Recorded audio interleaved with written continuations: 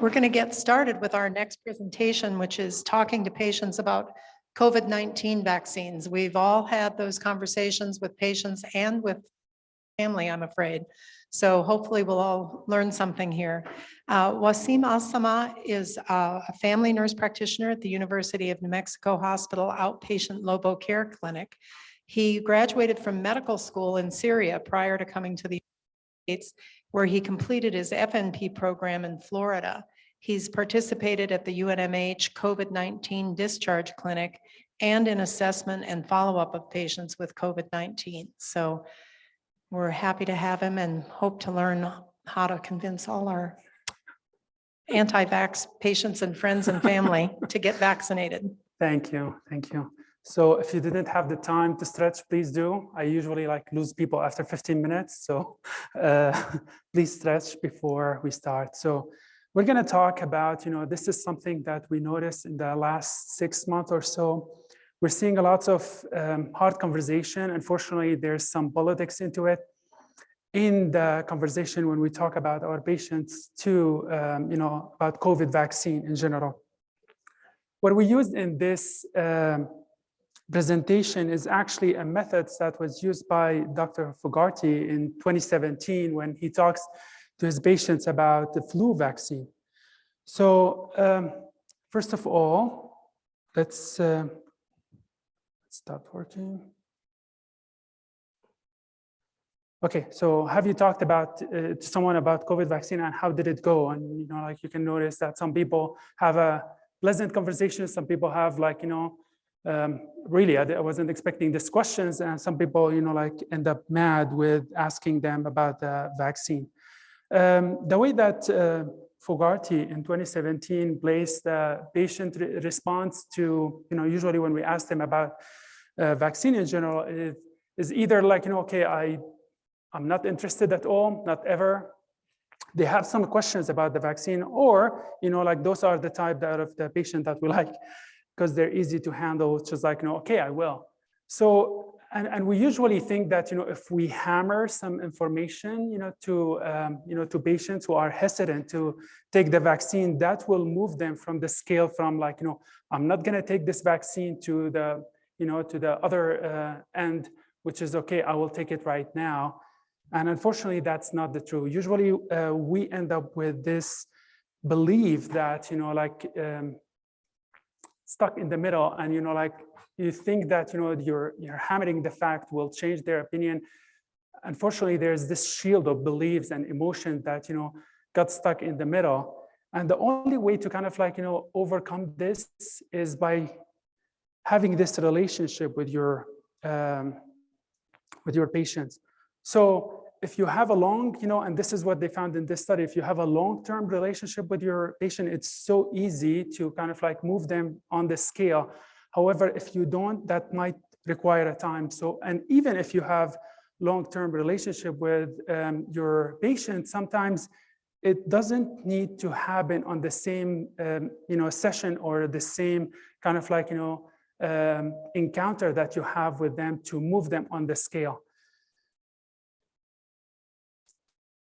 Before I start, I'd just like to change, by asking this question. So evidence suggests that most effective way to move a patient, and hesitant to take the vaccines toward taking the vaccine is either by listing the myth, and provide precise information, by using argument to shame them why they're not taking it, by having a motivational interviewing and ask them the ask till ask, or by arguing with the patient until they see the benefits of the vaccines, or by wearing the patient down by keeping them in the clinic until they are convinced. And of course, it's the motivational interviewing. This is the way that, to move your patients on the scale. Now, before I'm going to provide step-by-step, how to approach that. So the first step, and I think this is the most important step, is to manage your own expectations.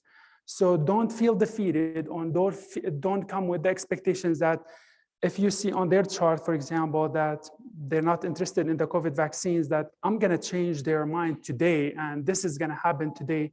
Please manage your expectation. That doesn't need to be the case in your encounter.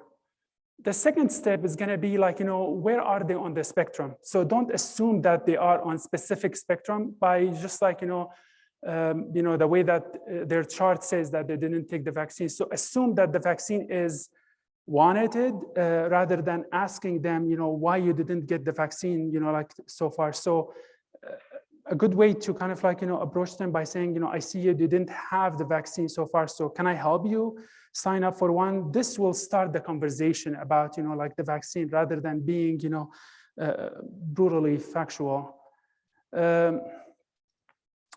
And this is kind of like, the step that Dr. Fogarty in 2017 found that, it's most kind of like, important step by asking till ask approach, which is right now, like it's encouraged in all kind of like, healthcare encounter, rather than that parenting style, which is like, you have to do this because I said so.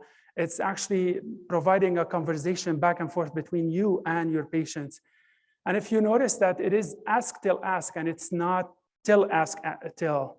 So it's like, your job is to engage your patient more rather than just hammering them with information. So first of all, you ask about, permission. I see that you decided, for example, you declined the COVID vaccine today, and can we talk about this? Simply, if they answer no, you don't need to go any further, just to keep that good relationship that you have with your patients, rather than, scoring a point. I mean, easily you can say, I would recommend that this vaccines. However, if you change your mind, I'm always happy to talk about it. And they say, yes, absolutely. This is, like the answer that we want. And we give some positive message about the vaccine, and, they're willing to take that. And then we ask them about, specific concerns that they might have.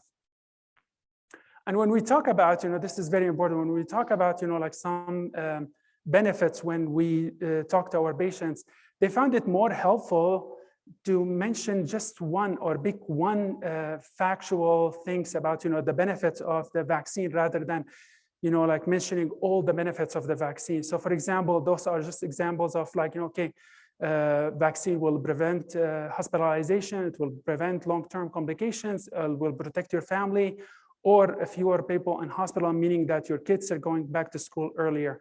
But just pick one. Don't mention or like overwhelm your patients by many statements about the positive things. Now, like, this is just an example about it. I think that the COVID vaccine will be good for you because it will protect you and, like, for example, your grandmother. And right now, we go back to the ask, what are your concerns today? And when we ask them about that, don't start with the myth that we have or the concerns or, like the side effect that we know about the vaccines. Try to answer their specific concerns in that session rather than just like telling them, oh, and there's some people concerned about this and that also create confusion. So stay focused on their specific concerns about the vaccine. And of course, this is just like to, like to highlight the point where, like, don't confront strong beliefs because sometimes you are just like reinforcing them rather than, changing them. And it's better to maintain that relationship rather than winning a point at the session or, when you have your patients. Other questions, just to change, the subject is positive message that could be presented to patients include all of the following or except. Is it vaccinated patients are much less likely to be hospitalized than unvaccinated, or vaccinated household members decrease the risk of COVID infection to household members who are more susceptible to adverse effect of COVID, or even patients who have had the COVID vaccine can benefit from a COVID vaccines, or vaccinated people do not get COVID vaccine, or vaccinations along with other precautions can decrease the burden on hospitalization. And I'm sure that you all know the answers that, vaccinated people do get COVID vaccine, do get the COVID disease. Now, steps 6 in the management, we manage the concerns. And, when we have any specific concerns, or we are hit by like a specific concern. So, like this is just a specific answer. Thank you for sharing this with me. I can see that would worry you. For example, I know some of my family got sick after they got the COVID vaccine. I know someone, or I heard the stories about someone who got seriously sick after the COVID vaccine. And rather than just like right away, kind of like eliminate that concern, it's the best way to kind of like, approach it in a way that I see why I can place myself in your situation and I would be worried about that. However, can I share with you what I know? And that will open the kind of like, conversation to some of the possible concerns. I'm just trying to go over some of the, like what we find that people actually are concerned about. Either that COVID actually is not harmful. I know a lot of people who got COVID and they are fine right now. The vaccine actually harmful. And I know some people who got really sick after they're getting the vaccine. The vaccine is not effective. Or the vaccine, I don't have access to the vaccine, or sometimes, you might come up with something new, you're not aware of, some concerns, some new concerns. So let's go over those one by one. So the COVID is not harmful, or like, COVID is a hoax. COVID won't hurt me. I had COVID, so I am immune, right? So those are some of the, like the things that goes under that COVID is not harmful. So, you can approach those patients by saying, you're entitled to your opinion on this. I'm concerned that you might be at risk, more at risk than you think. And can I share with you some of the information that I know? So you open the conversations to kind of like share what you know about it, or share some of like, the statistics that, you know about it. Or sometimes just like, examples, just good stories might sometimes, be helpful in those kind of situations. The other concerns that we always like, kind of find people saying that, oh, this vaccine was developed too quickly. We've never heard about a vaccine that would develop in about like, a year and a half to 2 years. It hasn't been tested well. I know some stories about side effects. I know that the mRNA vaccine will change my genetics, or actually the vaccine is going to give me the COVID. So when we ask the patient to share what we know, we can start by, what are the side effects that we expect? And we know in the majority of like patients who got these vaccines, what they're going to have, some of the major side effects, which is like, on the specific location, it's going to be pain, redness, and swelling. And in the body, we're going to end up with some headache, fatigue, muscle ache, chills, fever, and nausea. And those usually respond very well to Tylenol over the counter, ibuprofen, and in 1 to 3 days max.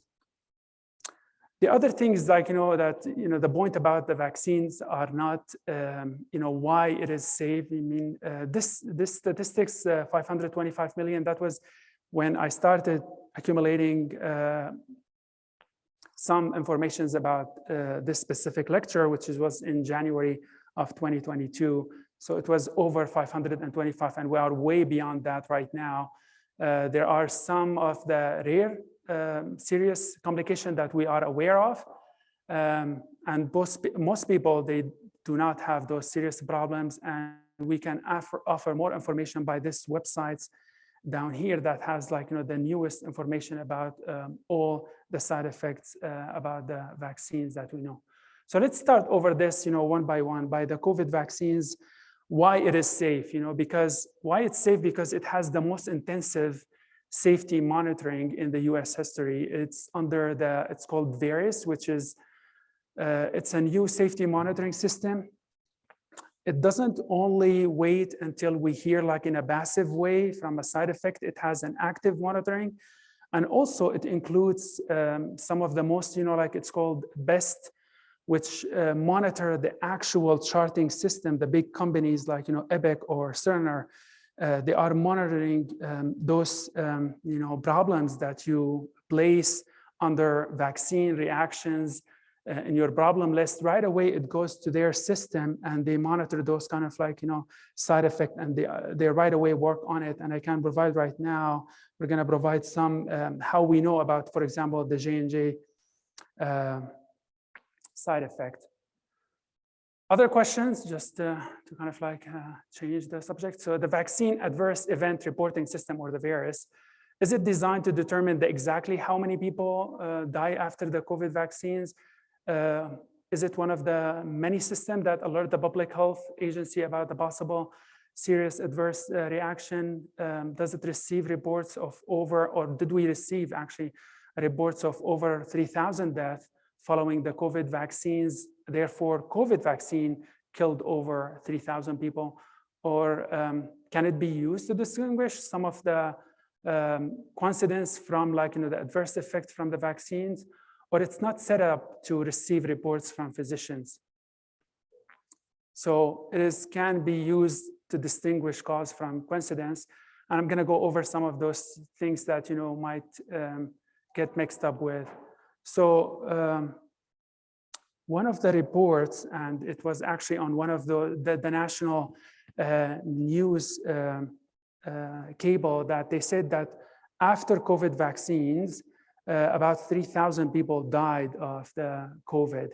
And I mentioned here a tweet that was also gone viral about that, over 150,000, which, by the way, it was taken down because it's false information that died due to the COVID vaccines.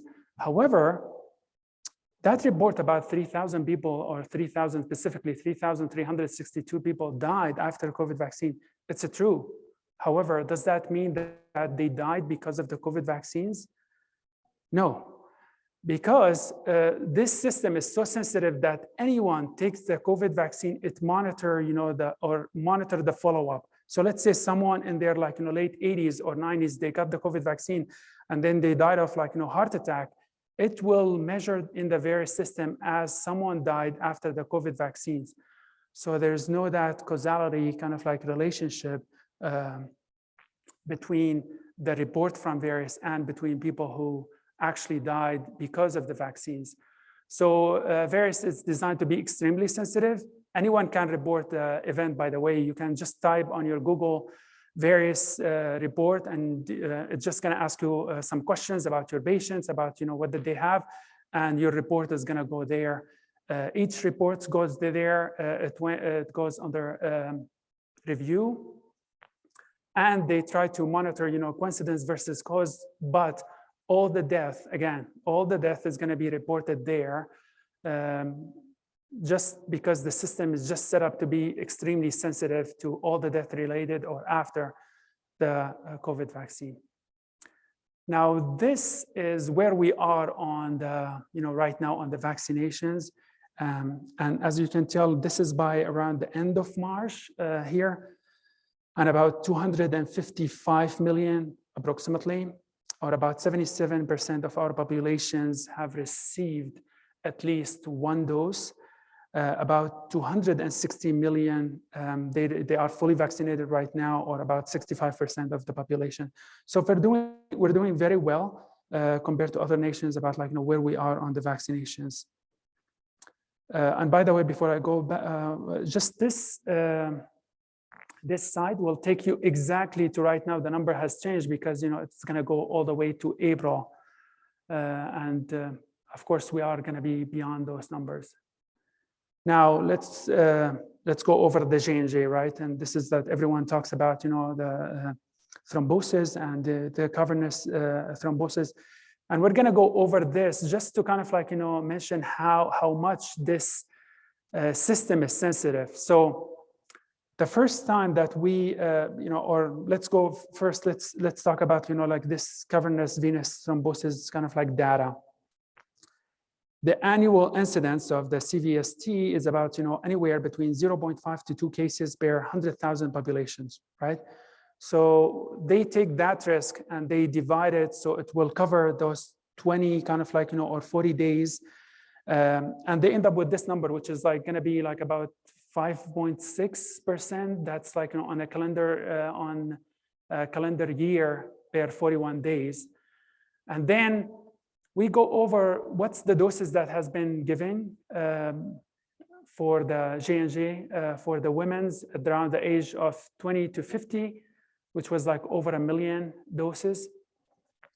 And now let's break down the numbers. So if we say that the estimate is 0.5 per 100,000, so we're expecting for women around the age 20 to 50 to be 0.339. However, we found based on the report from the J&J after we administered it, it's 15.2. if we went to 1 or 1.5 or 2, you can tell that the numbers are extremely higher after for women between the age of 20 to 50, what we expect compared to what we found out in this small period of time after we initiated the J&J vaccine. So, and this is kind of like just to break down, what we know about this side effect. Between July 2021 and December 2021, the percentage was about 9.7 million for women around the age between the age of 30 to 49, and 3.17 for men between the age of 30 to 49. So overall, the risk was about 3.7 per million dose, right? So it is rare, it's very rare. However, it is deadly. Now, right now, talking about, like how sensitive is this system is. So on February 27 of 2021, the emergency authorization was given for the J&J. In March 2nd, so that's basically 4 days, the first case of thrombosis was reported. On April 13, so in about less than 2 months, we paused that emergency authorization to see what's like the risks versus the benefits. Remember, at that time, we didn't have much availability of the other mRNA vaccines, right? So they paused the emergency authorizations and they say, okay, let's see what are the risks versus the benefits based on these vaccines. And what they found out, those are like, very extremely important numbers, just to kind of like, give you concepts like how the process behind the decisions, from the CDC or the Department of Health, like, being given. So males are in blue, women in red. And this is a comparison between the side effect or what we expect as a side effect of the J&J between the age group of 18 to 49, 50 to 64, and more than 65. So look at the numbers of the hospitalization that prevented by these vaccines compared to the numbers of the actual side effects of the J&J. So looking at this number right now, you can tell like why the decision was made at that time where we didn't have availability of the other vaccines, like to actually restarted. However, mentioning that there's the preference for mRNA if possible. So in December 2021, they said the preference actually for mRNA. They continue to collect data after the April 23rd, which is they pause it for about 10 days, and they revise those fact sheet that we just went over. And then they said you can, however, it's preference for mRNA vaccine up until December of 2021. So this is just like a recap. In December 2021, when we have enough of the mRNA vaccine, we said other vaccinations are available. You don't need to take the J&J anymore. Other side effect that some of your patients might ask you about, which we know, which is the myocarditis. And this has been noted more with the mRNA vaccine, whether it's Pfizer or Moderna. And you can tell here, just so between the males, the age of 12 to 17, how much the risk factors, and between the male of 18 to 24. So basically the incidence is higher in young males to end up with this side effects. However, and here's the fact about it, if you kind of compare the numbers between myocarditis that we monitor from the actual disease, the COVID disease compared to the mRNA, look at the extreme kind of like, risk ratio difference. So it's about 3.2 with mRNA, and it's about 18.2 after the COVID. And by the way, those 3.24, I myself treated many male with myocarditis. Recovery is excellent. It's just like in 1 to approximately, this side effect in few days after the vaccines, after the second one actually more, and then in about like, a day to 3, just by ibuprofen or over the counter, we noticed like, extreme recovery. I didn't, in my practice where we see a lot of those side effects, we did not lose any patients for the myocarditis or end up in the hospital. So going over another side effect that you might encounter, which is what about anaphylaxis, which you can encounter after any vaccine that's available. However, breaking it down in numbers, you can see that with Pfizer, it's about 2.3, and we're talking about million here, so 2.3 per million, 3.7 for the Moderna, and about 7.05 for J&J. It is rarely, and that's why in most practices, we always tell them, like, after your patient get the, the vaccines, there's right now, mandatory monitoring for about 30 minutes after they get the vaccine. Now, the other thing that, that you might be asked about, like, okay, what about saying that the vaccine actually is not effective? And I can prove you that by saying, look at the numbers of the cases that we have right now. And this is up to January 14, 2022, compared, let's say, like to January 2020, right? And if you look at only this statistic, you would say, like, you're right, we have more cases, as the time passed, right? However, here's the breaking down of this data. So the unvaccinated people on those numbers are this straight line. The fully vaccinated are this dotted line of those cases. And then the fully vaccinated who took with the booster are this line. So those are the cases. And this kind of like a grayish area, this is the area when we start with the Omicron, and that was the first one, the B1. Right now we're dealing with the B2. So this is the area. And now compare this to the slides of the death, which is, this is the unvaccinated. This is this is the unvaccinated. Those are the vaccinated at least with one, and those are the fully vaccinated. So those are the numbers of the death of vaccinated or fully vaccinated compared to the number of the death of people who are unvaccinated. So the conclusion is you're gonna get COVID, even if you got vaccinated. It's not gonna create some sort of like, halo around you and prevent, the COVID vaccine. However, death rate and complication and hospitalized, it's way, way less if you have the vaccines compared if you don't. And this is just an example about like, how to say that, or approach your patient about it. I have seen many patients with COVID, and it's very unusual for vaccinated patients to need to be hospitalized. And of course, no vaccine is 100% perfect, although we have the highest rate of successful with the mRNA vaccines so far.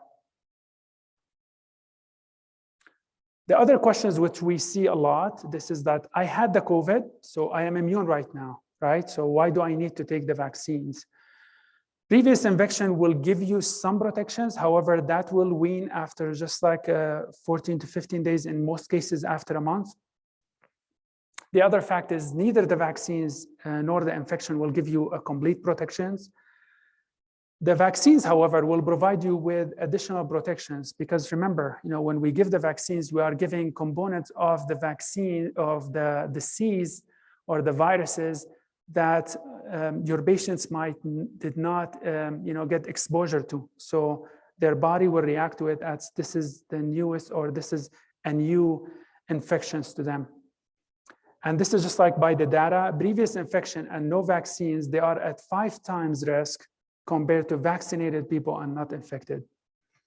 The other things that we are still collecting data on those people who we end up giving them antibodies just to help them, and because we know that they have some risk factors, so we give them antibodies or other treatments.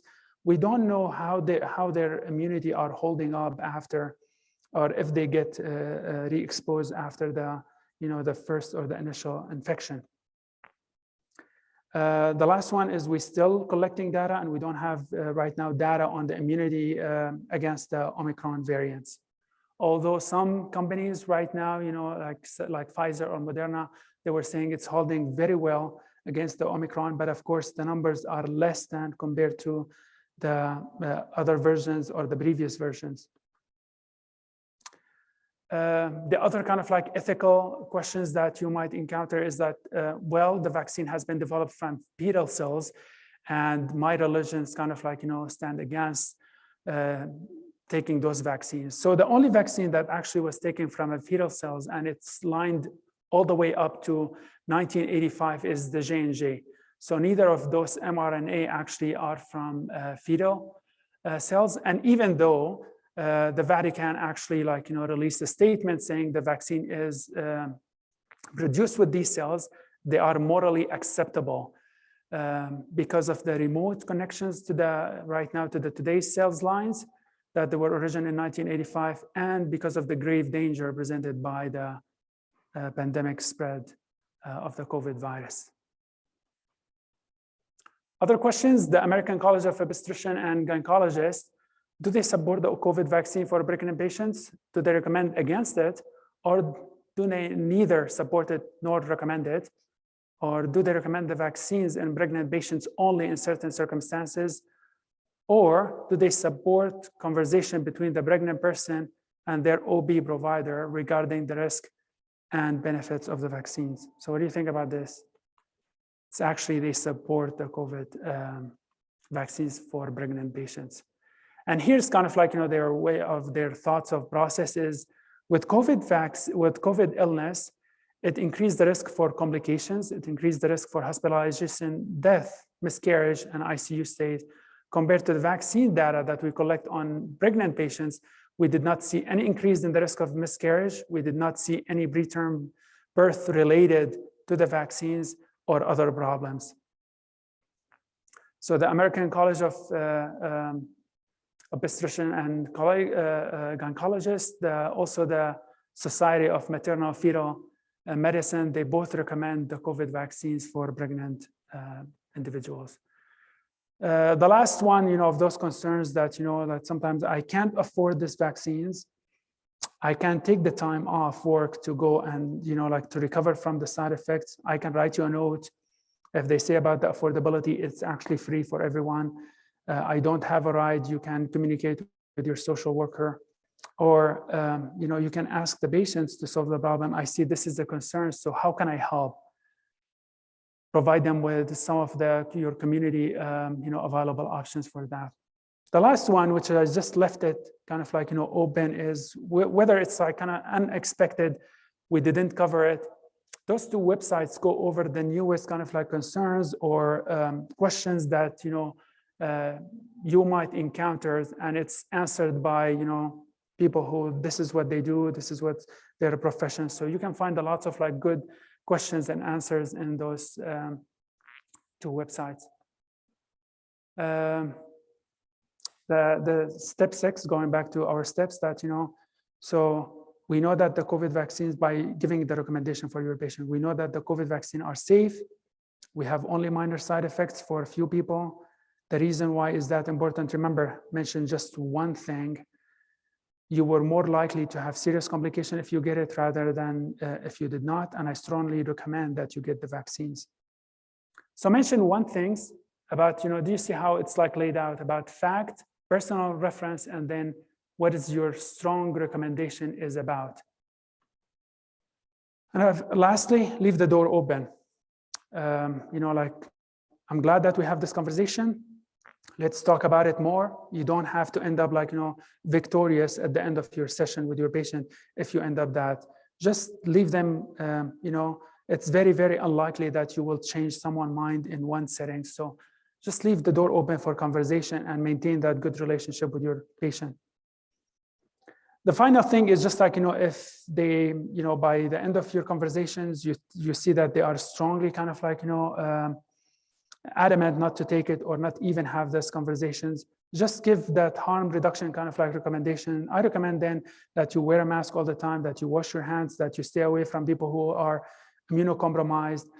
And if you have any questions, you are more than welcome to kind of have any conversation with me. And please, if you want to take any home remedies that we all seen those, in the news about those new home remedies or other medication that was used for this purpose, please have a conversation with us so we can tell you what's the side effect of that, what's the complications of those home remedies before you start taking it just because you found it on social media.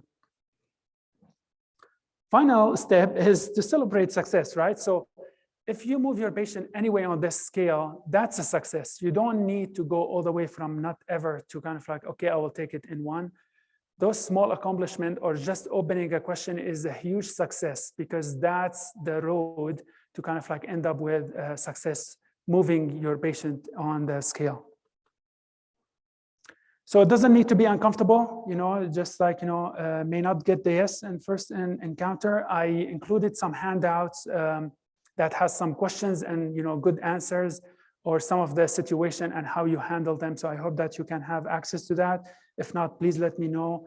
This is my email if you have any questions or thoughts, and those are my preference. If anyone has the questions, I'll open the floor for that. We do have some time for questions. Anyone here live needs the microphone. And if you're watching online, I did put a note in that we can transfer your questions to our speakers. So if any of you watching online have any questions, just type them into the chat window. Anyone here have any questions?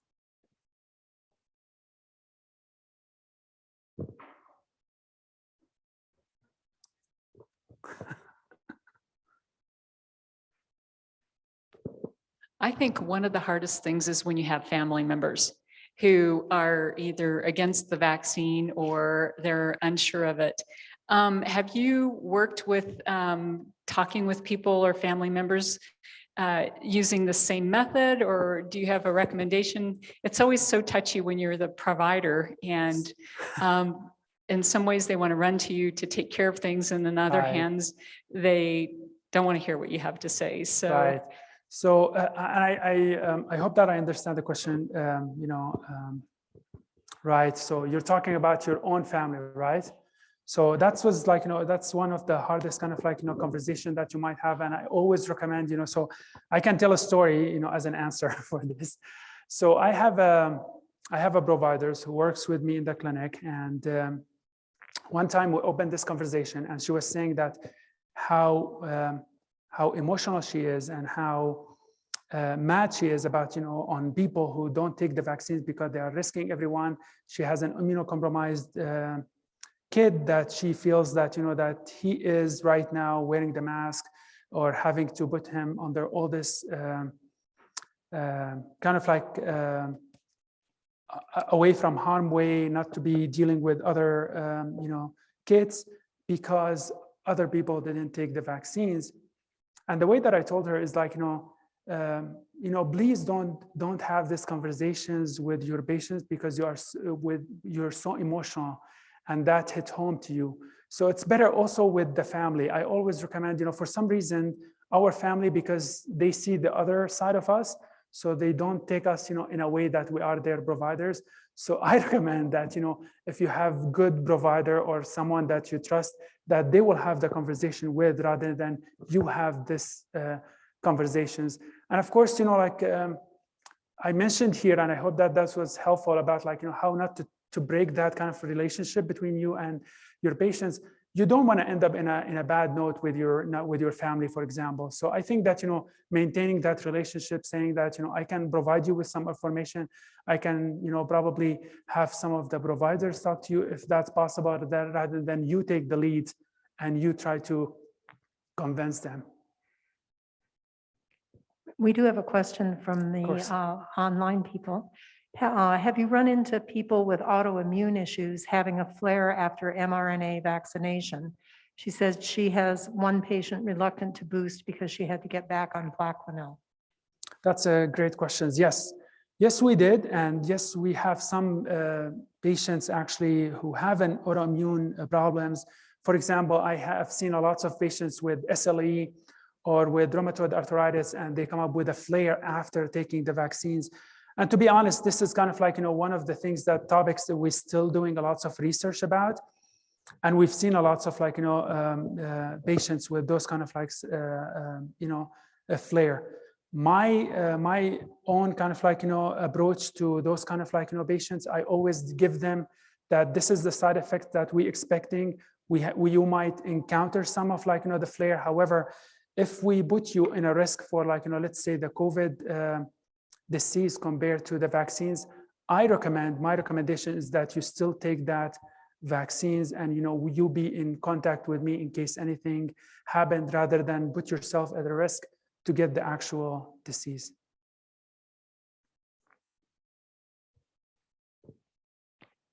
Any other questions or comments?